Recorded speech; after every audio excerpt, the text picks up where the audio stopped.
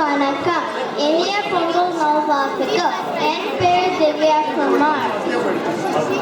நமது தமிழ் பள்ளியில் 4ஆம் நிலை படிக்கிறேன். வள்ளுவர் தினமான என்று வள்ளுவர் பற்றி பேசுவது ரொம்ப பெருமையாக இருக்கிறது. அகர முதல் எழுத்தெல்லாம் ஆதி பகவான் முயற்சி ஒழுக என்று தொடங்கி ஈரடி குரலில் உலக தத்துவங்கள் அனைத்தையும் திருக்குறள் என்னும் உன்னத படைப்பு மக்களுக்கு எடுத்து சொன்னவர் திருக்குறளை படைத்து உலக இலக்கிய அரங்கில் தமிழுக்கென்று ஒரு உயர்ந்த இடத்தை நிலை பெற செய்தவர். திருவள்ளுவரை தெய்வ புலவர், பொய்யாமொழி புலவர், நாயனார், தேவர் பல பெயர்களில் அழைப்பார்கள். ஈரடி குரலில் உலக தத்துவங்கள் சொன்னதால் ஈரடி நூல் என்ற பெயர் வந்தது. அறம் பொருள் இன்பம் என்ற 3 பிரிவுகள் கொண்டதால் ஈரடி முப்பால் என்ற பெயர் வந்தது.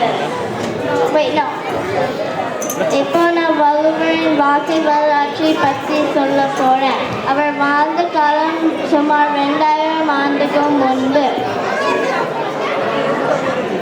அவர் பிறந்த இடம் சென்னையில் உள்ள மயிலாப்பூர் என்றும் கன்னியாகுமரி என்றும் மதுரை என்றும் கூறுகின்றனர். அவர் பிறப்பு மற்றும் பிறந்த இடத்திற்கான சரியான சான்றுகள் இல்லை. அவர் பெற்றோர் பெயர் ஆதி பகவன். அவர் மனைவி பெயர் வாசுகி.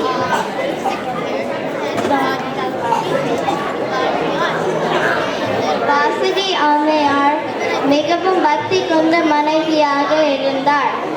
அவர் கணவர் உத்தரவை மீறியதே இல்லை. திருக்குறளில் 3 பிரிவுகள் உள்ளன. அறத்துப்பால், பொருட்பால் மற்றும் காமத்துப்பால். அறத்துப்பாலில் 38 அதிகாரமும் பொருட்பாலில் 60 அதிகாரமும் மற்றும் காமத்துப்பாலில் 25 அதிகாரங்கள் உள்ளன. ஒவ்வொரு அதிகாரத்தில் 10 குறள்கள் உள்ளன. மொத்தமாக 1330 குறள்கள் உள்ளன. வள்ளுவரின் நினைவு சின்னங்கள் பற்றி பார்க்கலாம். வள்ளுவருக்கு சென்னையில் மயிலாப்பூரில் கோவில் அமைக்கப்பட்டுள்ளது. சென்னையில் வள்ளுவர் கோட்டம் வள்ளுவர் நினைவாக அமைக்கப்பட்டுள்ளது. முக்கடல் சங்கமிக்கும் கன்னியாகுமரியில் 133 அடி உயரம் திருவள்ளுவர் சிலை அமைக்கப்பட்டுள்ளது. வெளிநாட்டு வள்ளுவர் நினைவு சின்னங்கள். லண்டனில் Raffles Square School of Oriental and African Studies Valluvar சிலை அமைக்கப்பட்டுள்ளது. வாஷிங்டன் டிசியில் வள்ளுவருக்கு 2ஆம் கோவில் அமைக்கப்பட்டுள்ளது.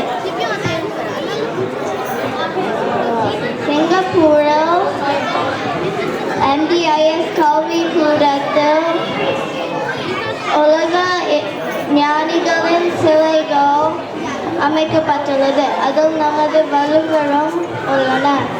இறைவன் மனிதனுக்கு சொன்னது கீதை, மனிதன் இறைவனுக்கு சொன்னது திருவாசகம், மனிதன் மனிதனுக்கு சொன்னது திருக்குறள்.